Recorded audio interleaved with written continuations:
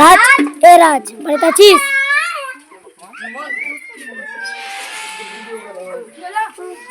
কাজ যাবি না? হ্যাঁ যাবো, চল জলদি। ঠিক আছে আসছি, ধান আয় বাড়ি যাই।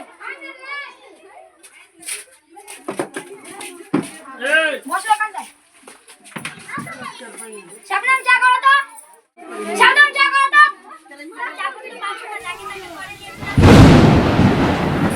বন্ধু তাই চা খাবো। কিছু মনে দুঃখ করিস না, ঠিক আছে।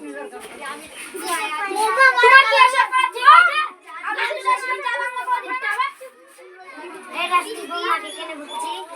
ও আমার ছোটকালের বন্ধু, তাই জন্য আমি ওকে বললাম, তাই জন্য ও এখন চা রান্না করে দিতে পারলো না। বন্ধু সামনে অপমান হলো। বন্ধুরাকে বাড়িতে কেন আনছি? ছেলেরা ভালো নয়। ও আমার ছোটকালের বন্ধু, বাচ্চা দিয়ে ওর সাথে থাকি। ও আমাদের মুসলমান ধর্মকে খুব মানে। আমি ওকে সারা চলতে পারবো না, ও আমার সারা চলতে পারবে না। মা তো ঠিকই বলেছে। নানি গো, দূর হয়ে বাড়িতে থাকবোই না।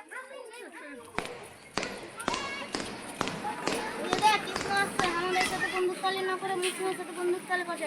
হ্যাঁ ঠিক বলেছিস। আমরা এই আশা করিনি।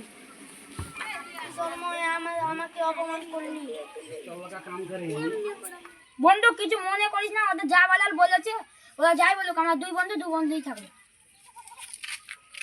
কি রে কৃষ্ণ, তোদের বাড়ির খবর কেমন আছে? সবাই ভালোই আছে। বৌদিও ভালো আছে? হ্যাঁ। ওই ছেলেপিলাও ভালো আছে? সবাই ঠিক আছে।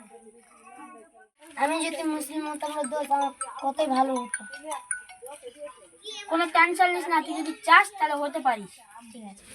মুসলমান ধর্ম কোনো ধর্মকে ছোট করতে চায় না, ইসলাম মানে শান্তির পথ।